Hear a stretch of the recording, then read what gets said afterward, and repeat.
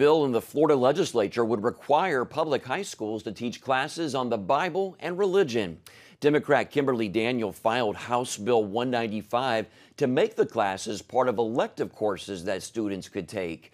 It would also allow a brief meditation period for students. Ephraim Graham spoke with John Stemberger with the Florida Family Policy Council to take a closer look at it and why it's so important. So, John, what else can you tell us about this bill?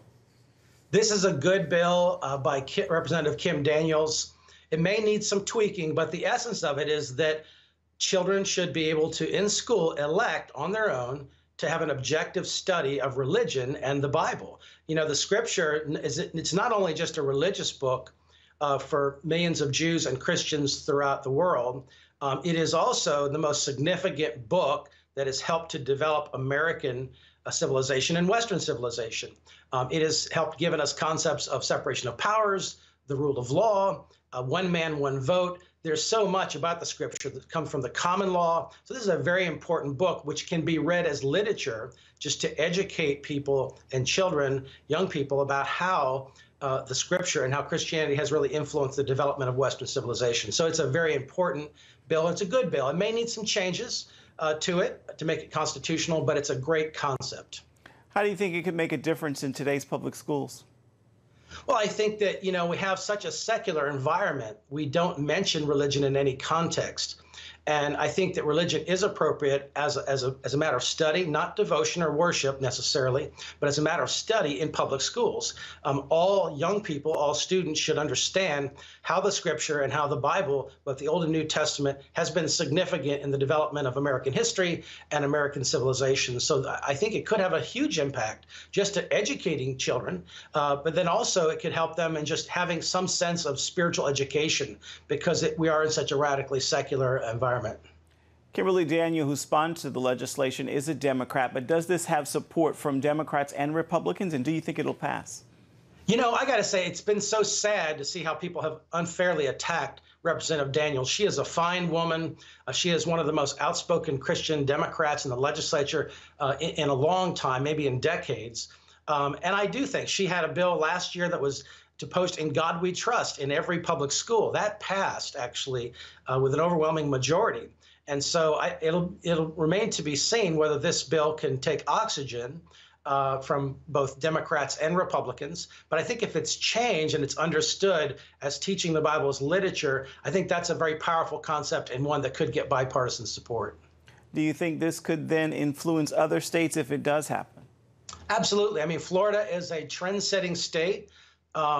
Unlike just in California, what happens in Florida doesn't stay in Florida. We're a leader in school choice and innovation and education. So it is possible that if Florida is successful at doing this, and other states can look at this as well. This is already occurring in other states. There are several other states that offer the Bible in high school as an elective to be taught as literature and as an objective understanding of what is in the book.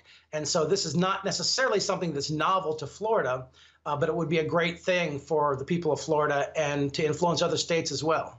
All right, John Stemberger, president of the Florida Family Policy Council, thank you for your time. Thank you. Still ahead, the budget battle between President Trump and congressional Democrats over the president's plan for a border wall led to the partial government shutdown. But what are things really like along the border? We'll take a look right after this. CBN presents The I Wills of God, your path to overcoming fear and anxiety. We're going to talk about some of the incredible promises God has made to His children. In Pat Robertson's newest teaching, you'll discover the I Wills of God.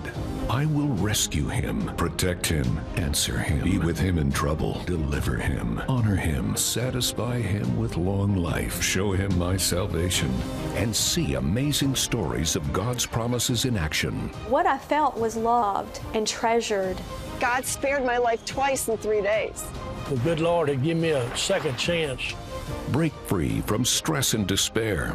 The Lord doesn't want you to live in fear, but to know the rewards given to those who love God.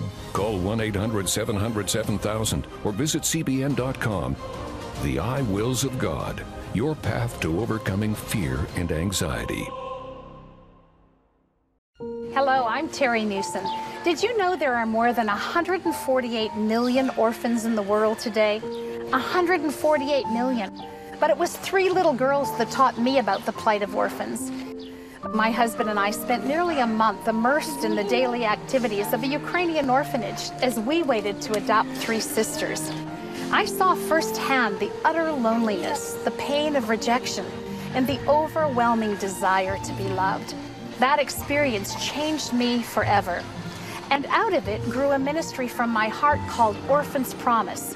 Today, we're helping orphans and vulnerable children in more than 50 countries worldwide.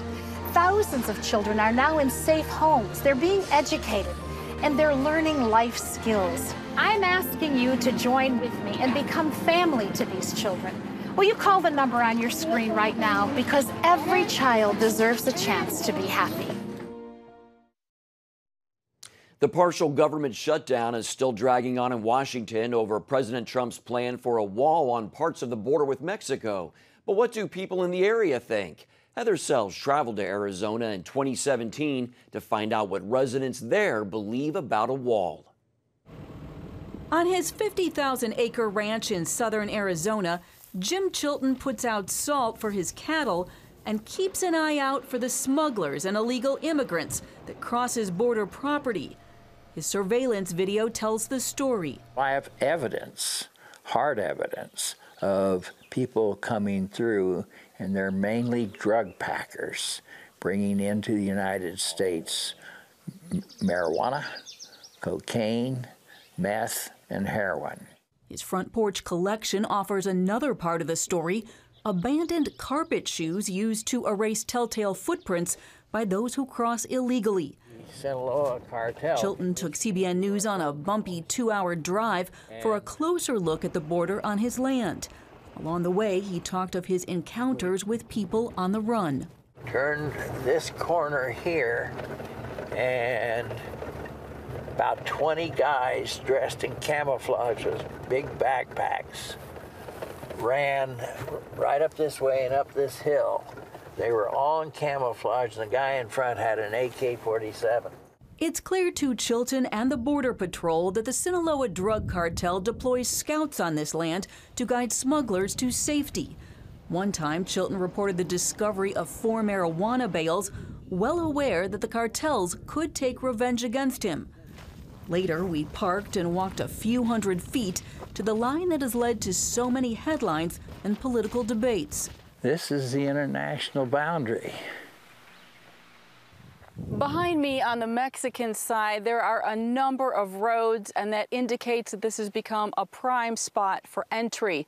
Both illegal immigrants and drug smugglers like this area because there's only a barbed wire fence, very simple, separating the U.S. and Mexico, and also we're several hours away from the nearest Border Patrol station. That part's a sore point with Chilton. Although we spotted several agents along our journey, the shortcomings are obvious. No easy access for response to border trouble, no patrol presence along the actual border, and a barbed wire fence that may deter cattle, but certainly not people. That's why for more than a decade, Chilton has pushed for something more. It's just very obvious that you need a wall, you need a road next to it, and you need forward operation bases. Chilton and other ranchers here believe the U.S. must secure the entire southern border, all 1,989 miles of it. They believe this 20-foot-high fence in nearby Nogales has simply funneled illegals towards them.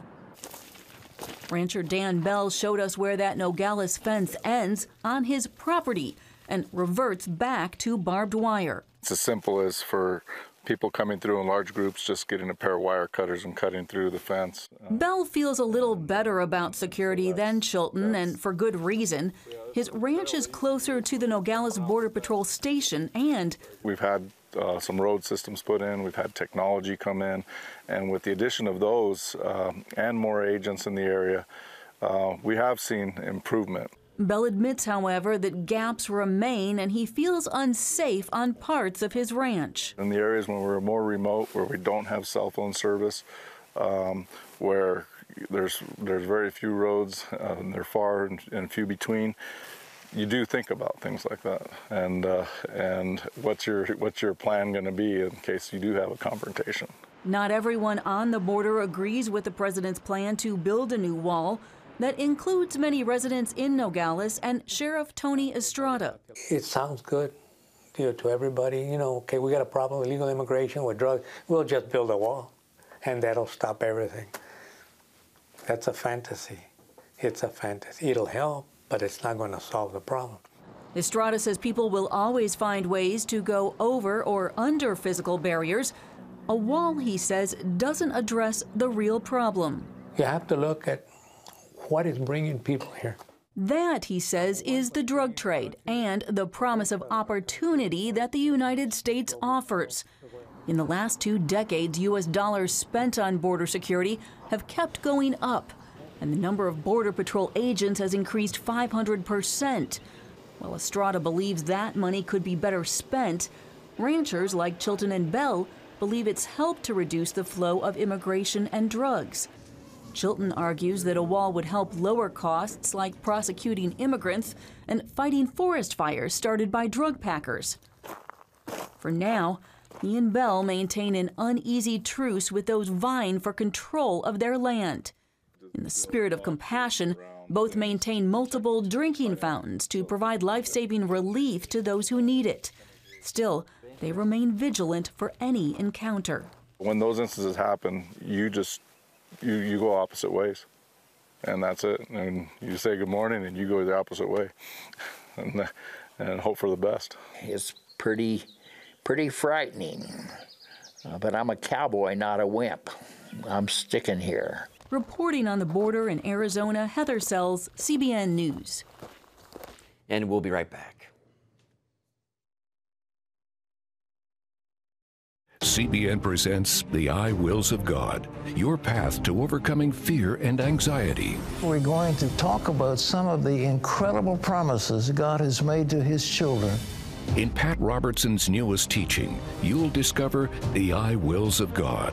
I will rescue him, protect him, answer him, be with him in trouble, deliver him, honor him, satisfy him with long life, show him my salvation, and see amazing stories of God's promises in action. What I felt was loved and treasured. God spared my life twice in 3 days. The good Lord had given me a second chance. Break free from stress and despair. The Lord doesn't want you to live in fear, but to know the rewards given to those who love God. Call 1-800-700-7000 or visit cbn.com. The I Wills of God, your path to overcoming fear and anxiety. Hello, I'm Terry Newsom.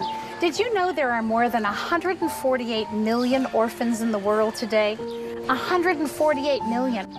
But it was 3 little girls that taught me about the plight of orphans.